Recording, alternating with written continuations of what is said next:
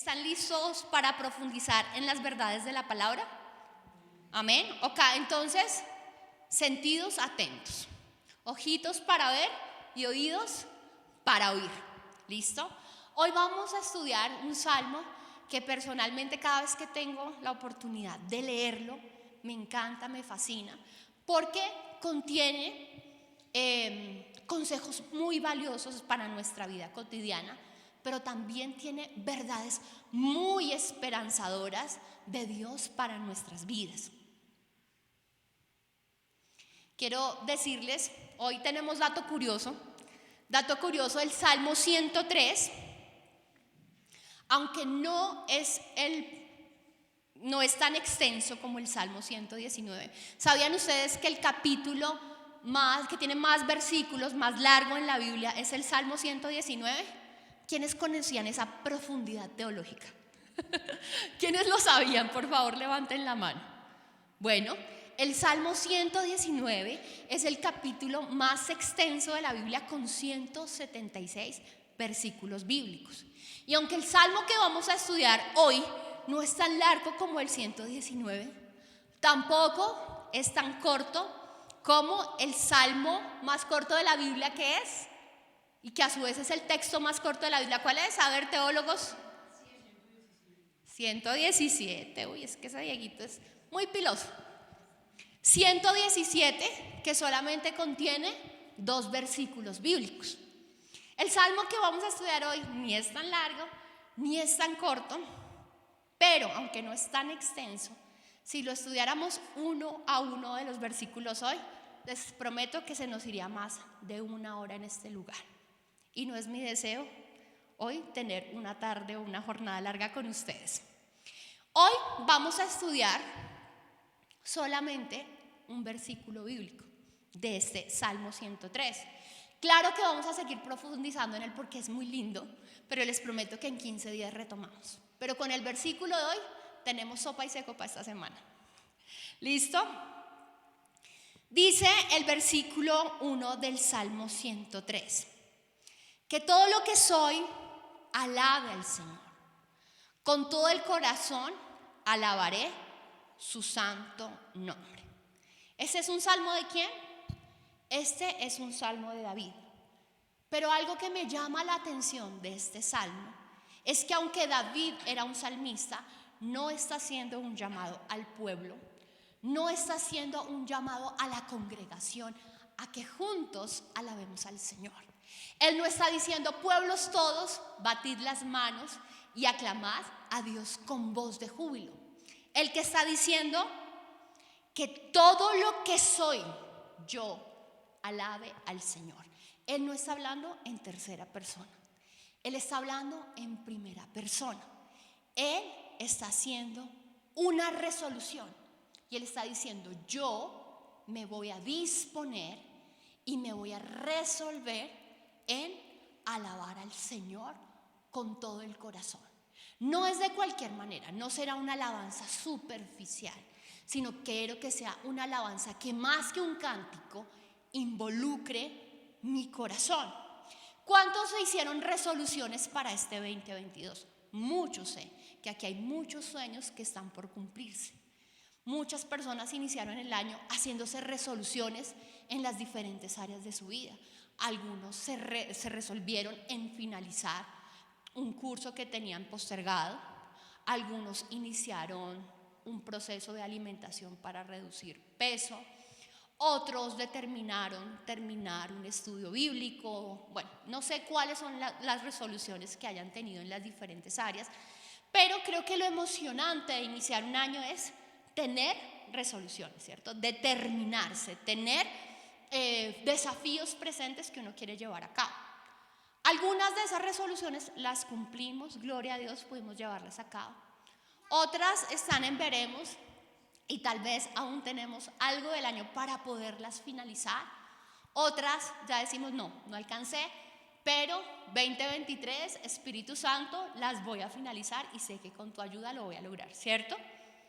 Y aquí la resolución de David fue que todo lo que soy, mi cuerpo, mi alma y mi espíritu, tengan en mente alabar al Señor. Pero ¿qué es alabar? ¿Qué era realmente lo que estaba determinándose David y lo que estaba proponiendo en su corazón hacer para el Señor?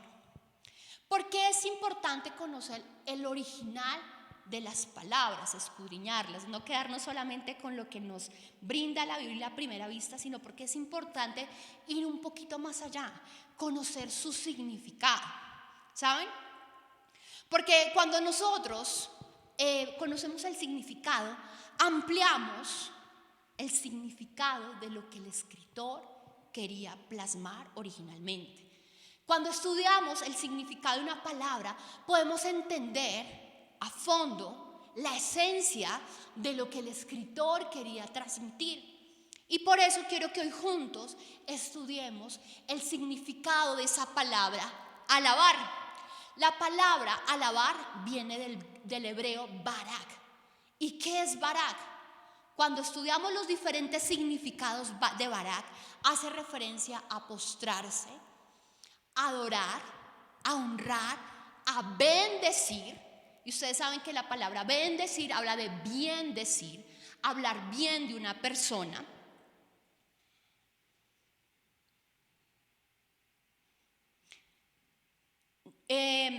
Decir cosas favorables de una persona, resaltando sus cualidades o méritos.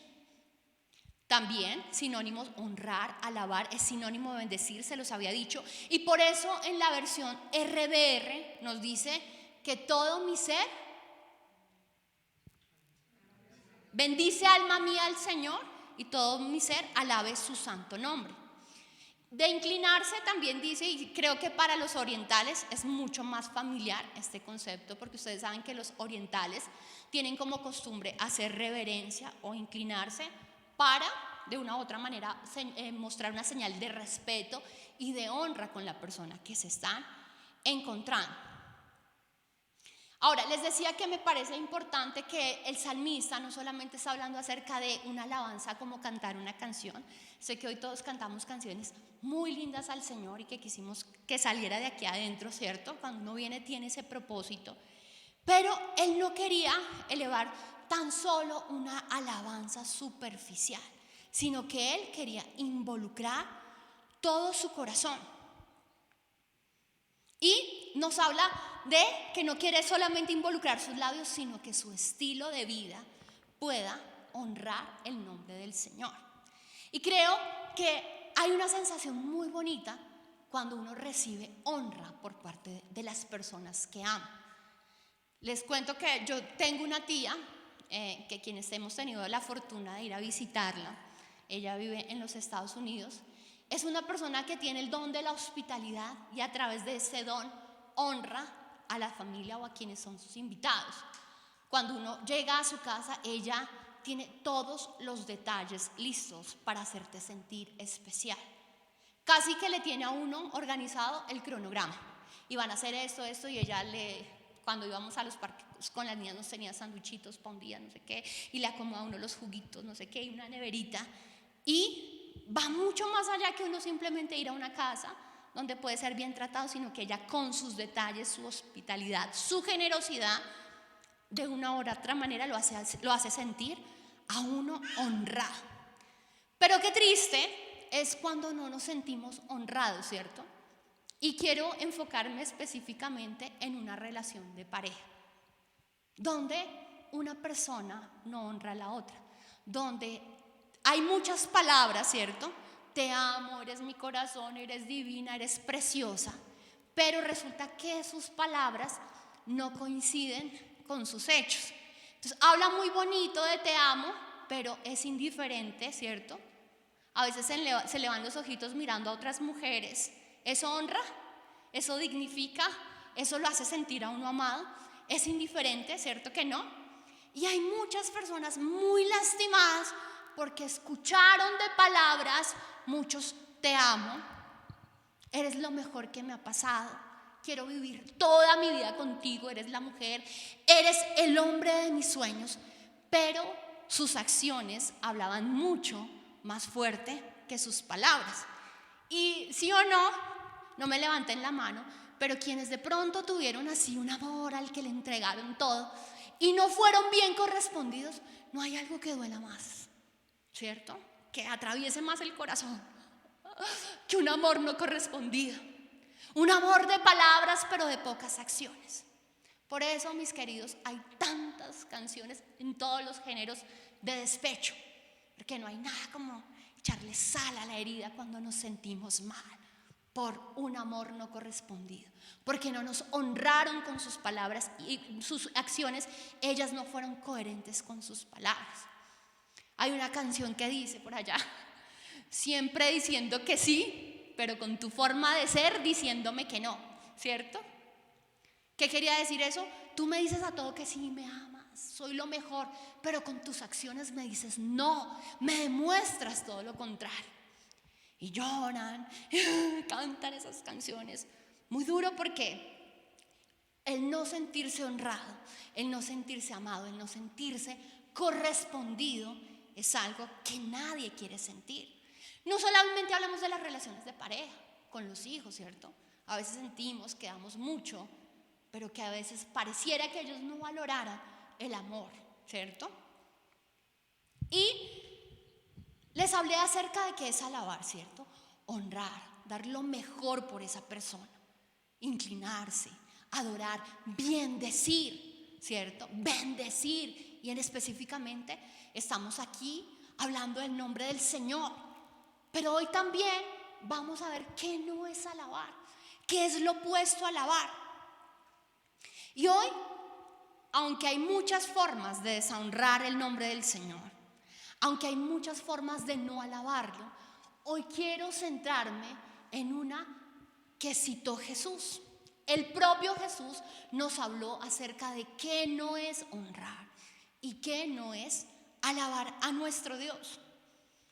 Mateo 15, desde el versículo 7, nos dice unas palabras que sentenció Jesús, pero fíjense que no se las expresó, no era un mensaje para todo el pueblo, sino era mencionado, era dirigido para un cierto grupo de personas. Mateo 15:7 nos dice: hipócritas, bien profetizó de vosotros Isaías cuando dijo: este pueblo me honra con sus labios, pero su corazón está lejos de mí. Qué palabra tan dura, ¿cierto? Hipócritas. Bien dijo Isaías de ustedes, este pueblo de labios. Cantan divino, cantan hermoso, me entonan hermosas alabanzas. Cuando oran, me adulan, me alaban, me exaltan de una manera muy especial. Pero su corazón, sus acciones me dicen que no. Sus acciones me muestran todo lo contrario. La pregunta es: ¿por qué Jesús decía esto de estos líderes religiosos que hablaban muy bonito, pero que su corazón estaba lejos de él? Y en ese mismo versículo, en ese mismo pasaje, en ese mismo capítulo, les da la respuesta de cómo no podemos honrar a Dios con nuestro corazón, con nuestras acciones, dice. Su adoración es una farsa porque enseñan ideas humanas como si fueran mandatos de Dios. Y se me hizo tremendo, porque como el no enseñar fielmente la palabra de Dios, sino enseñar mis costumbres, enseñar mis principios, enseñar mis políticas, puede ser una forma de deshonrar el corazón de Dios. ¿No les parece tremendo? ¿No les parece increíble que deshonramos a Dios cuando no somos fieles en enseñar el mensaje de Jesús? Y para entender cuál fue el motivo de la indignación del Señor y por qué pronunció estas palabras hacia este grupo de personas, que ¿quiénes eran? Los fariseos, tenemos que remontarnos a los pasajes previos a este pasaje y entender qué era lo que estaba sucediendo. Mateo 15:1-6 nos dice: Entonces se acercaron a Jesús ciertos escribas y fariseos de Jerusalén diciendo: ¿por qué tus discípulos quebrantan la tradición de los ancianos? ¿Por qué no se lavan las benditas manos cuando comen pan? Bueno, eso lo digo yo de benditas. Respondiendo él les dijo: ¿por qué también vosotros quebrantáis el mandamiento de Dios por vuestra tradición?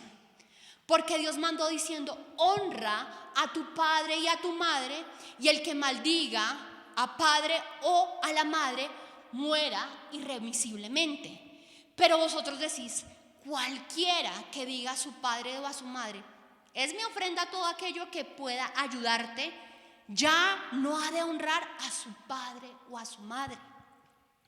Así habéis invalidado el mandamiento de Dios por vuestra tradición. Y algo que es importante notar en este pasaje es la actitud, que finalmente es lo que siempre condena Jesús de los fariseos. ¿Por qué tus discípulos no se lavan las manos? Y es esa propensión a estar pendientes de lo que hacen los demás, para juzgar, para criticar y para señalar. Y hoy quiero decirles, como decía una sabia humorista, Josefa, dejémonos de vainas. ¿Cuántos son acá de la generación de la guayaba como yo? ¿Sí recuerdan a Josefa? Ella tenía un dicho y es: uy, usted sí es mucho la uy, ¿cierto? Y hoy nos quedaría muy fácil decir de los fariseos: uy, es que sí son mucho la uy, esos fariseos, ¿cierto?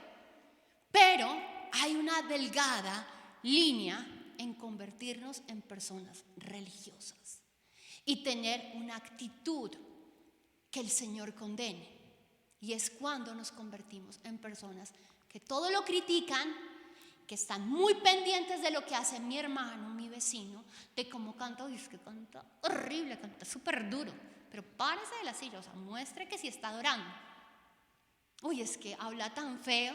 No, a esta persona definitivamente le falta mucha presencia de Dios sobre su vida. Es muy poco espiritual cuando habla.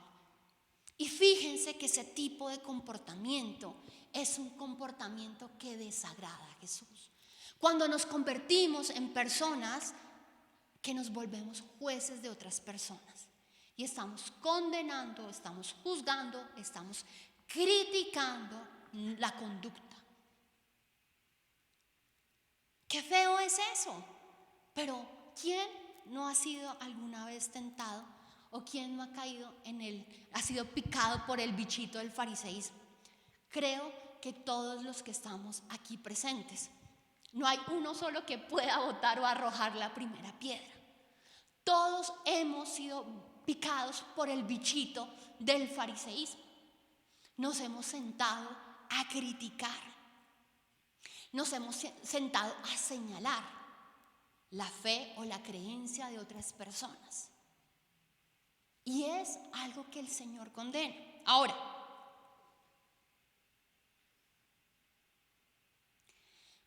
algo importante es que ellos no solamente criticaban, sino que las prácticas que ellos habían establecido como sus tradiciones, querían imponerlas sobre el pueblo que estaba siendo enseñado por ellas.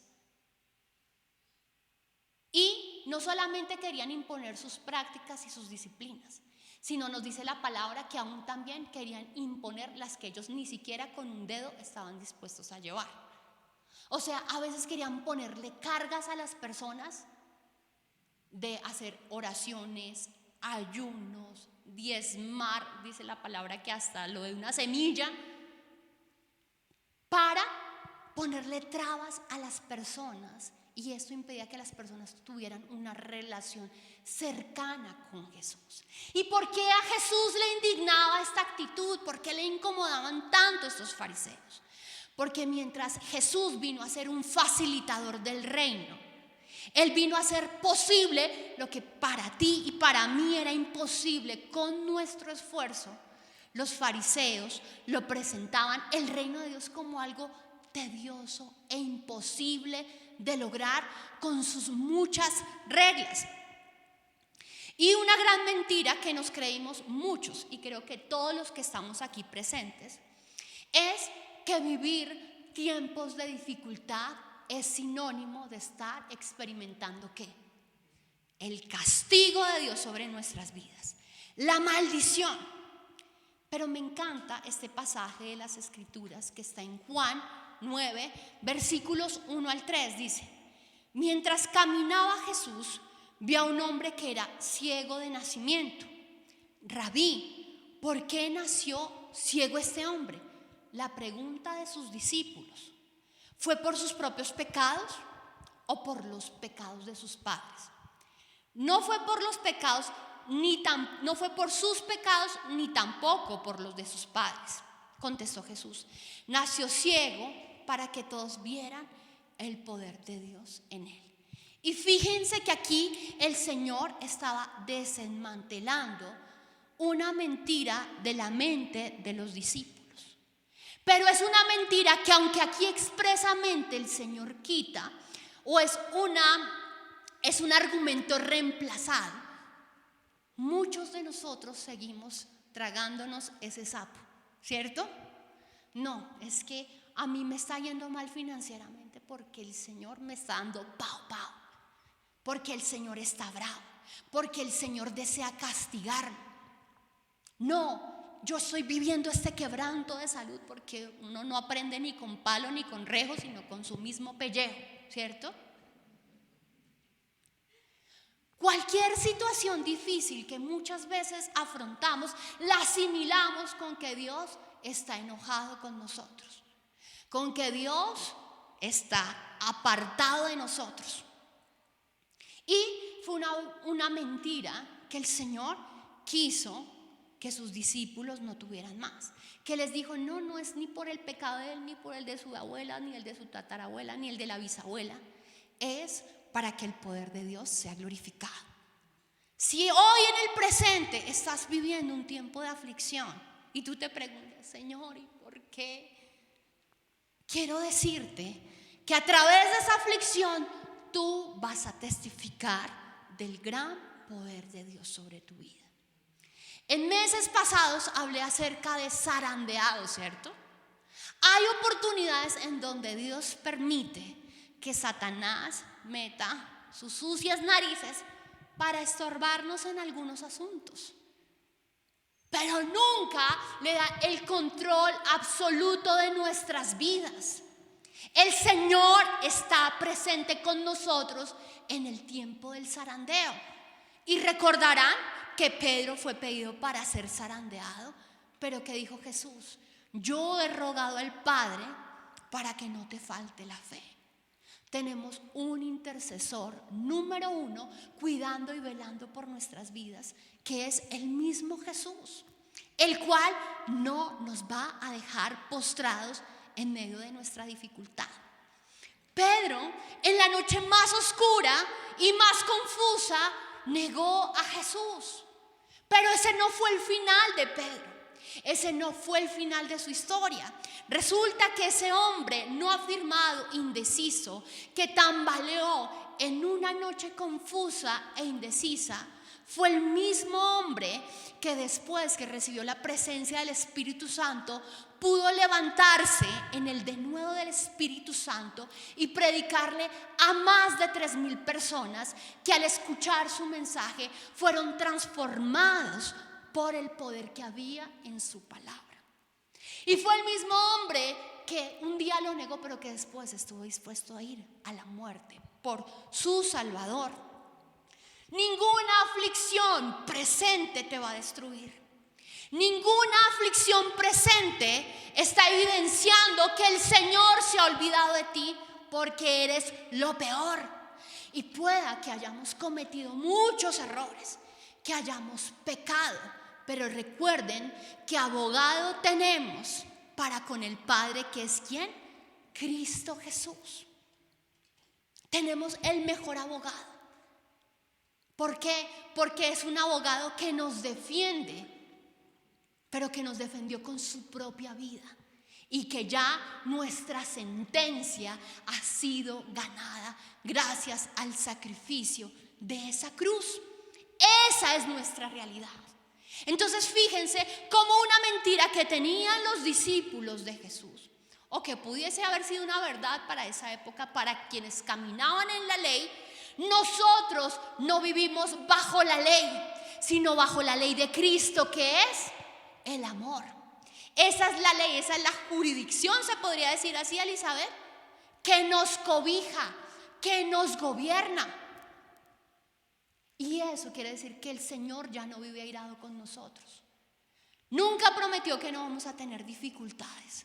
Vamos a tenerlas, pero Él está con nosotros en la barca, aunque se levanten aguas impetuosas. Y esas aguas nunca nos van a negar, sino que siempre nos van a permitir ver el poder de Dios sobre nuestras vidas. Ahora, ¿cuántos? Hablemos de que muchas veces nos sentimos así, pero ¿cuántos de nosotros muchas veces somos los juzgones? Uy, no, si él está viviendo una aflicción económica porque es que él definitivamente le falta. Uy, no, está enfermo, pero es que no, él en su pasado fue súper glotón y fumaba resto, ¿cierto? Y nos convertimos como en los amigos de Job. Job, a ti te pasa esto, porque dejaste de hacer, porque no has hecho. Y a veces nos convertimos nosotros así con nuestros familiares, nuestros amigos y las personas que conocemos. Todo lo malo que le está pasando es porque realmente se lo merece.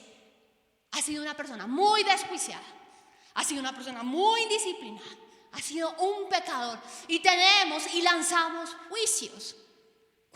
¿Qué fue lo que Jesús le dijo a sus discípulos? No es ni por el pecado, no sean juzgones. No es ni por el pecado de él, ni por el pecado de sus padres. Es para que el poder de Dios sea evidenciado en esa persona. Por eso los apóstolos nos decían, regocíjense, alégrense cuando pasen por diversas pruebas, porque ellas nos hacen más como Cristo Jesús. Porque ellas nos dan peso de gloria, porque ellas, como pareciera lógico, en lugar de restarnos, nos están sumando peso de gloria, nos están dando carácter. Las pruebas son como el crisol para la plata, como el fuego para el oro. Lo destruye, lo vence, lo consume, lo derrite. No, lo saca por el contrario más brillante, más puro y sin impurezas. Eso es lo que ocurre en tu vida cuando se levantan tiempos de dificultad. Dios está puliendo tu carácter y te está haciendo oro, te está haciendo un instrumento no perecedero, sino un instrumento que puede alumbrar y brillar a muchos para acercarlos a Cristo. Familia, voy a decirles algo que parece sencillo de palabras, en teoría, pero que en la práctica no es tan sencillo. En este lugar, menos crítica y más gracia. Menos crítica para tu hermano, menos crítica para tus semejantes, menos crítica para tus compañeros de trabajo inconversos, menos críticas para tu esposo y más gracia. Más amor, la gracia que hemos recibido de Él, no podemos quedarnos solamente con ella, sino que tenemos que relucirla, mostrarla, develarla a las personas que están a nuestro alrededor. No es una tarea fácil, pero tenemos un gran aliado que se llama Espíritu Santo, que nos puede ayudar a tener el amor que nos pudiese llegar a hacer falta a nosotros para si alguno de nuestros semejantes. ¿Saben? El Salmo 63 dice algo bien especial, dice: de madrugada yo me acercaré a ti para ver tu gloria y tu poder. ¿Cuántos han escuchado ese salmo? Temprano yo te buscaré, ¿cierto? De madrugada yo me acercaré a ti. ¡Qué voz, qué voz! Hemos escuchado ese salmo y les digo que cuando yo leía ese salmo, yo tomaba la siguiente resolución: Señor, aquí yo te voy a buscar de madrugada. El lunes empiezo, Señor. 3 de la mañana estaré yo de madrugada para ver tu gloria y tu poder. Aleluya. Y ponía mi despertador 3 de la mañana. 3 de la mañana me levantaba. Aún no había asomado el primer rayo del sol. Todo estaba oscuro, silencioso. Y me metía en oración. Y ese día me sentía la mujer más espiritual. Y me veía a mi esposo dormido a las 5 de la mañana. Y yo, pecador, no se levantó a las 3 de la mañana como yo. Y después, cuando iba a enseñar acerca de las escrituras, le decía a las personas: esta semana me propuse en mi corazón levantarme 3 de la mañana, aleluya, gloria al Señor, porque me ha dado esa resolución y esa determinación. ¿Y qué pasaría si yo les dijera: querida familia, a partir de mañana todos nos levantamos a las 3 de la mañana? Más de uno diría: uy, no. Pero ¿qué pasaba? Después de unos días, resulta que ya me empezaba a ganar el sueño. Ya no eran las 3, sino, uy, no, Señor, está como temprano. Tampoco nos exageremos, Señor. ¿Cierto? Entonces, 4 de la mañana, otro poquito más, Señor. 5 de la mañana, 6 de la mañana. Se pasó toda la mañana. Y no oré. ¿Y cómo me sentía después? No, terrible, no pude llevar a cabo aquello que te prometí, Señor. Yo te he dicho que de madrugada yo te iba a buscar. ¿Y qué venía sobre mi vida? Culpabilidad. Y ya después ni siquiera oraba porque me sentía indigna de haber quebrantado mis votos al Señor, ¿cierto? Y saben, a veces queremos poner esas cargas en las personas. Imagínense, pobres mis discípulos o las personas que me seguían en esa época. No, mamá, chicas, si ya se levanta a las 3 de la mañana, yo también tengo que levantarme a esa hora, ¿cierto? Porque es la hora en la que Dios me escucha. Porque a esa hora se iba Jesús a orar al monte. Porque no hay como iniciar el día con pie derecho buscando al Señor de madrugada. Sacrificios nuestros. Lo que yo puedo hacer para Dios. Pero ¿saben qué me llamó la atención del Salmo 63? Que versículos posteriores Él está diciendo: y meditaré y pensaré en ti en la cama, cuando esté acostado, y velaré delante de ti. O sea, ¿no era en la mañana? ¿No era en la madrugada? Aquí el salmista no está haciendo referencia a buscar a Dios en cierta hora del día. No está dando una estrategia, no está dando una condición, no está dando un prerequisito para que nosotros accedamos a la presencia de Dios. Él está hablando acerca del anhelo que él tenía en ese momento por Dios. No sabemos qué situación estaba viviendo, pero se sentía seco. Ese salmo dice: en tierra árida y seca, donde no hay agua, así mi alma tiene sed de ti. Y tenía una búsqueda permanente por la presencia de Dios. ¿Cuántos hemos estado en tiempos así? Mamá chica, Señor, ten misericordia. Bueno, Señor, te amo. Me levanto en la mañana, en la noche. Hay un deseo constante de tener su presencia, porque de una u otra manera sentimos que nos falta el agua, como cuando tenemos mucha sed. A eso estaba haciendo referencia el salmista. Pero quiero decirles que como el capítulo 63 del Salmo, hay muchos otros pasajes que hemos tomado de manera literal, que no hemos ampliado o profundizado en lo que quiere decir. En la esencia del mensaje lo hemos querido tomar literal y nos hemos autoimpuesto yugos que no nos facilitan una intimidad con el Señor, sino que por el contrario nos ponen cargas. Y saben, me encanta cuando voy a Mateo capítulo 6. Los discípulos ven algo diferente en Jesús, un hombre de hechos poderosos, milagrosos, elocuente en sus palabras, pero no solamente elocuente, sino alguien que predicaba como quien tenía autoridad. Veían el gran poder de Dios y ellos, al ver esas manifestaciones del poder de Dios, le dicen: Señor, enséñanos a orar. Mateo capítulo 6. Pero veo que aquí el Señor no les da una lista de instrucciones. El Señor no apela a la teología, a la letra. Él apela al razonamiento, a los consejos prácticos, porque son los consejos prácticos lo que nos llevan a un para qué. ¿Por qué de levantarme a las 3 de la mañana si soy una persona que no me queda fácil levantarme a esa hora? puedo hacerlo en cualquier momento del día, ¿cierto? Mañana, tarde o noche, siempre lo que el Señor va a querer es tener intimidad conmigo, relacionarse conmigo. Y les da unos consejos prácticos. Mas tú cuando ores, entra en tu cuarto y cerrada la puerta. Ahora, ¿será que si oro en la sala el Señor no me va a escuchar? ¿Será que si oro en la cocina, en el baño, entonces el Señor va a tener sus oídos cerrados? No, vete para el cuarto, vete para el cuarto. ¿Será que Él va a decir eso? A ver, ¿por qué me está diciendo que vaya a mi cuarto y que cierre la puerta? A ver, no es el requisito, es lógica, es elemental. ¿Por qué? Porque voy a poder tener privacidad, porque voy a poder estar atento, porque me voy a poder concentrar, porque voy a tener la libertad de abrir mi corazón y si hay algo que me está afligiendo, poder llorar sin que otro me esté observando, ¿cierto? Eso era lo que en realidad quería Jesús.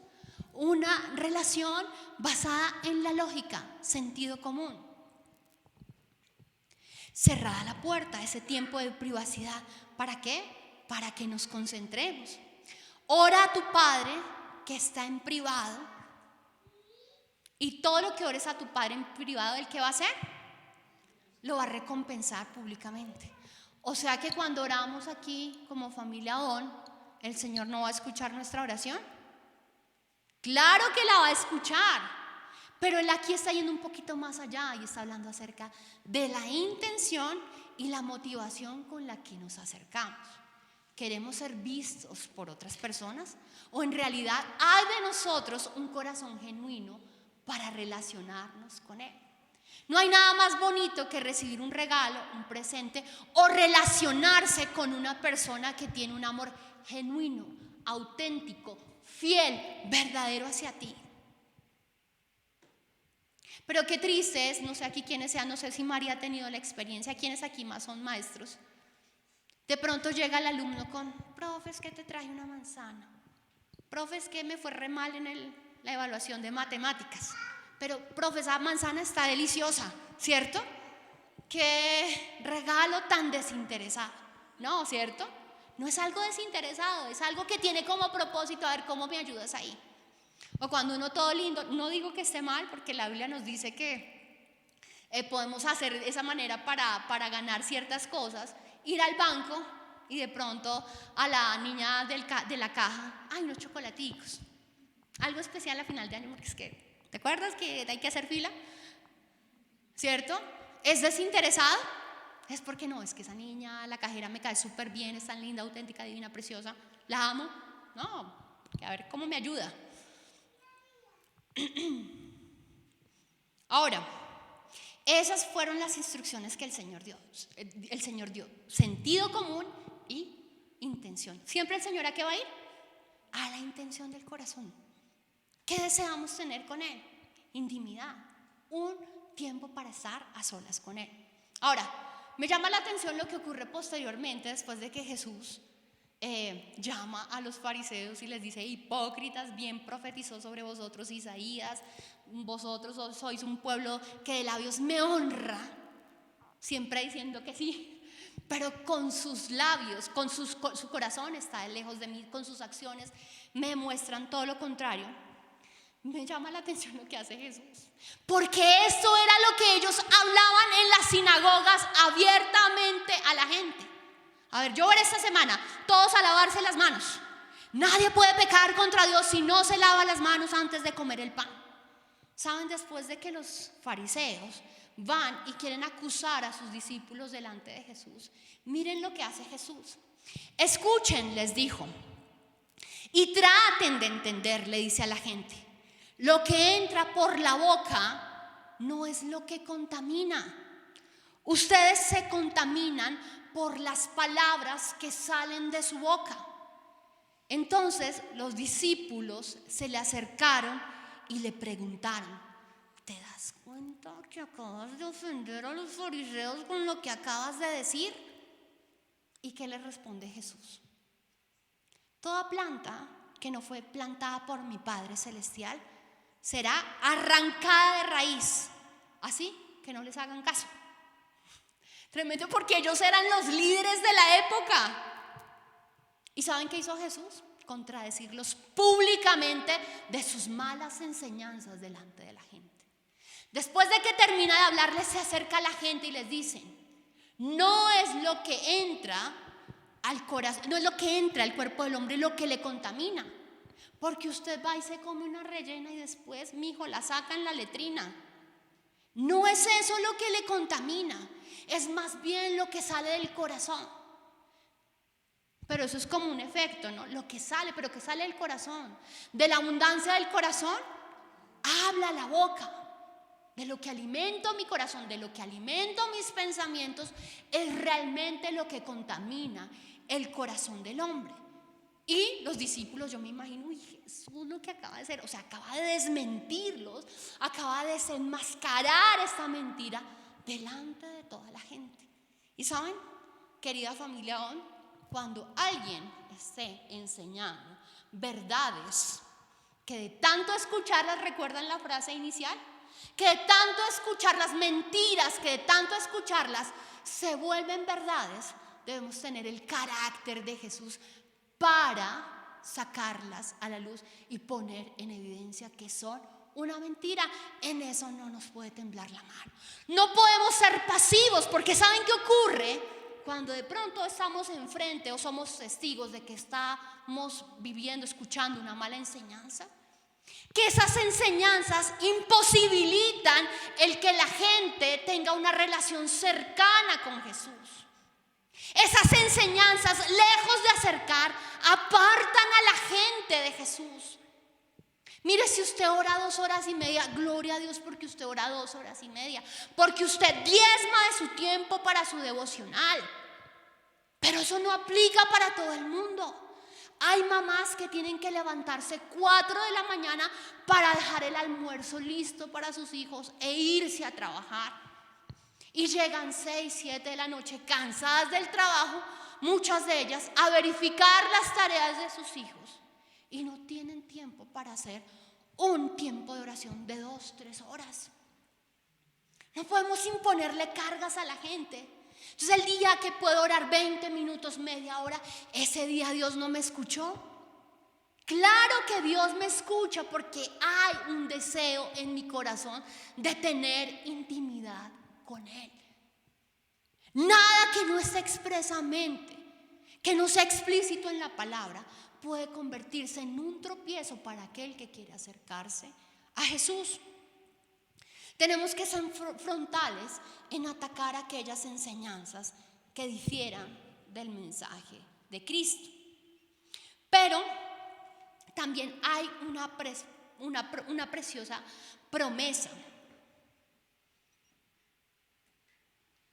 Dice: toda planta que no fue plantada por mi Padre Celestial será arrancada de raíz, así que no les hagan caso. ¿Saben? Yo quiero pensar que Jesús no está hablando de ellos. ¿Está hablando de qué? De sus enseñanzas. Todas las enseñanzas que no provengan del corazón de Dios, esa es una promesa, van a ser desarraigadas. Y quiero contarles que hace muchos años atrás, con mi esposito, jovencitos, empezó el famoso mover carismático del Espíritu Santo. Y era muy común, no hablo acerca de solamente, cuando hablo de carismático hablo de muchas iglesias a nivel mundial que tienen el movimiento carismático, para no centrarme a hablar de una sola, ni siquiera la iglesia a la cual yo provengo, sino ese fue un movimiento aún mundial de muchas iglesias de moveres carismáticos. Lo digo porque yo tenía la oportunidad de ver un programa cristiano y me daba cuenta que eso no solamente ocurría en mi iglesia, sino en otras. Recuerdo que se puso algo muy de moda.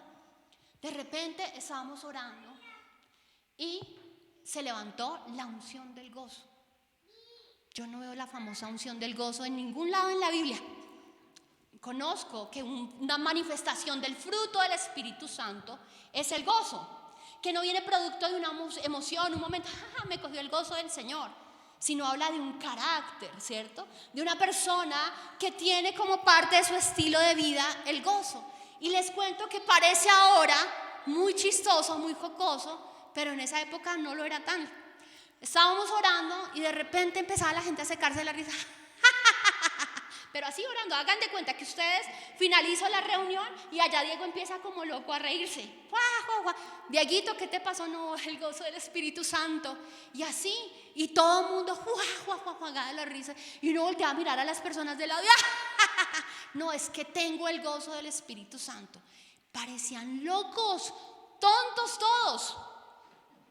¿Y dónde está eso en las Escrituras? ¿Y saben qué era lo peor? Que uno abría los ojos y veía a la gente y la ley de la imitación. No, yo voy a hacer lo mismo porque qué oso. Entonces a mí fue el único que no tomó el Espíritu Santo. Y allá, aquí los presentes, Carlos y yo,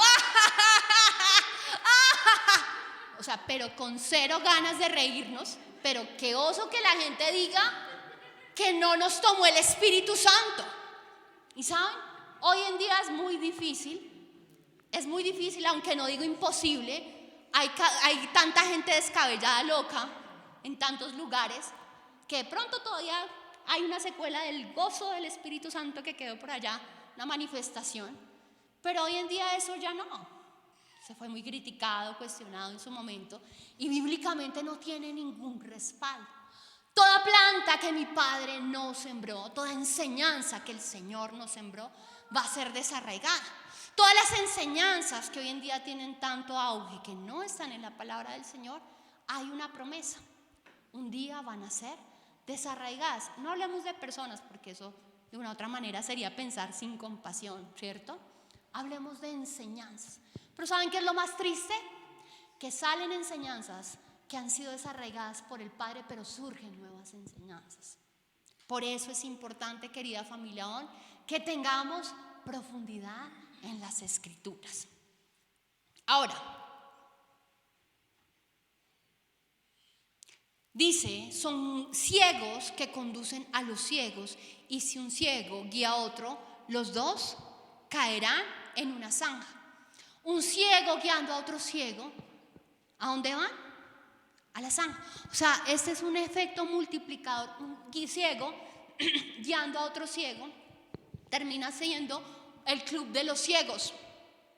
Yo diciéndole a las personas que me escuchaban que tenían que levantarse, o no que tenían que levantarse, pero sí poniéndoles cargas de que yo me levantaba a las 3 de la mañana y que había experimentado el Shekinah, la gloria de Dios, pues que iba a producir los mismos religiosos que iban a quererse levantar a las 3 de la mañana, pero que posteriores días después iban a estar frustrados, abandonando y desertando de su propósito de tener intimidad con Dios. ¿Por qué?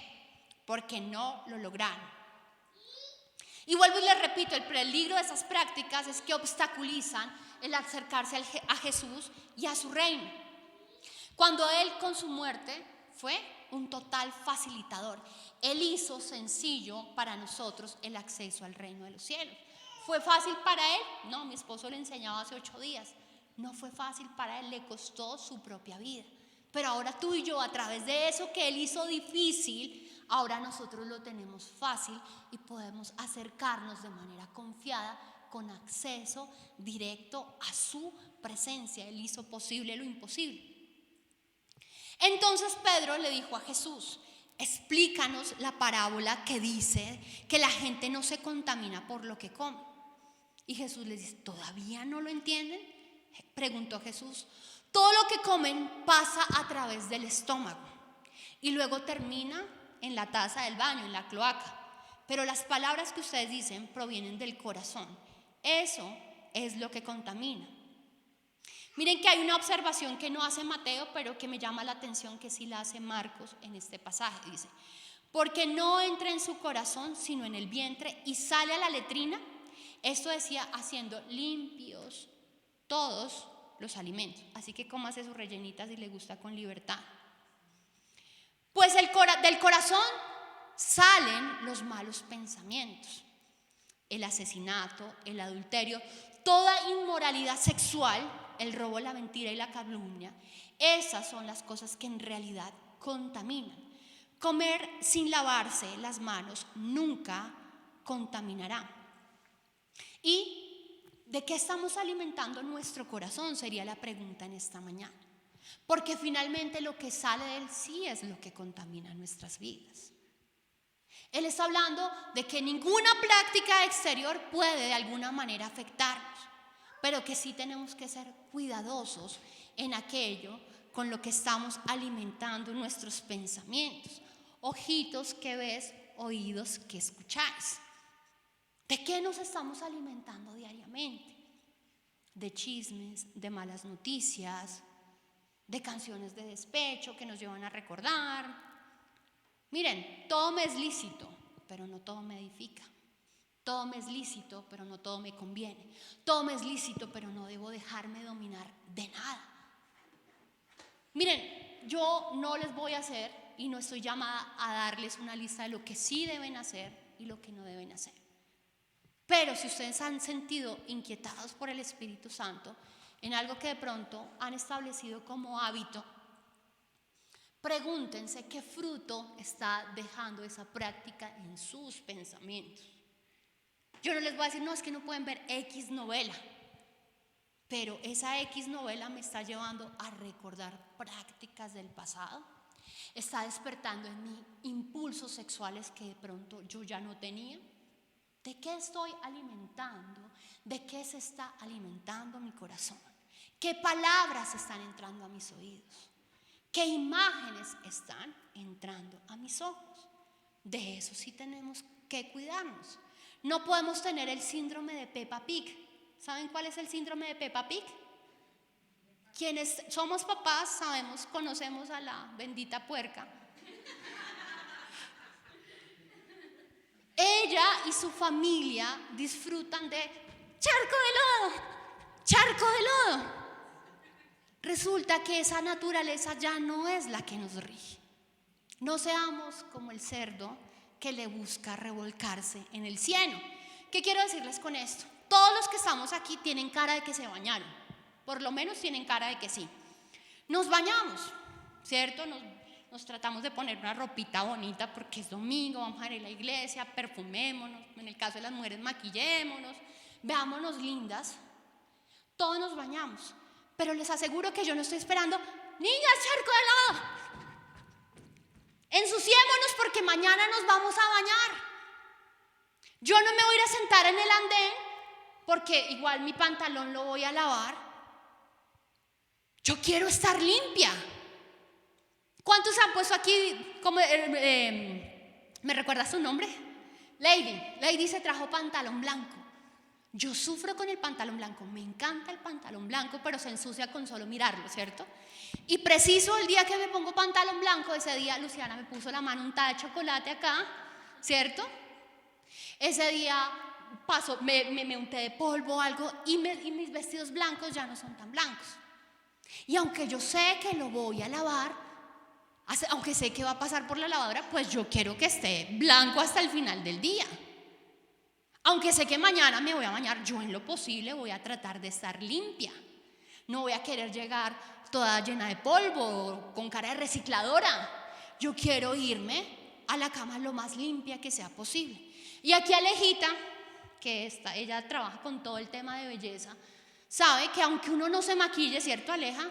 Uno coge su agua limpiadora, un algodoncito, se pasa el algodón por la cara y le sale como sucio, lleno de la polución del día. Es normal, ¿cierto? Ocurre. No fue que yo fui y me comí la sopa y metí la nariz y la boca en la sopa y quise ensuciarme de manera voluntaria, ¿cierto? Pero es posible que me ensucie. Igual pasa espiritualmente. Tenemos acceso a la sangre de Jesús todos los días. Hay misericordias nuevas cada mañana para nosotros. Pero el salir de la oración no me empuja a mí, uy no, listo, ya me voy a ver pornografía porque mañana me voy a la oración. Me voy a alimentar mis pensamientos de inmoralidad, a desear la mujer de mi prójimo porque mañana voy a mi devocional, ¿cierto? Todos, el Espíritu Santo, Jesús nos ha dado una naturaleza que aunque se ensucia, ¿cierto? Que aunque tiene polvo, que aunque recoge la polución del día, que aunque se contamina, no procura ni quiere perseverar como la puerca en el lodo, ¿cierto? Hemos sido regenerados, Hemos sido transformados por el poder de la sangre de Jesús. Pero seamos muy conscientes de lo que sí contamina y de lo que no contamina. Y si tú estás aferrado a una práctica que contamina tu vida, quiero decirte que el Espíritu Santo es tu aliado, es tu amigo, está a tu favor y no en tu contra para ayudarte a salir de esa situación. No estás solo. Amén.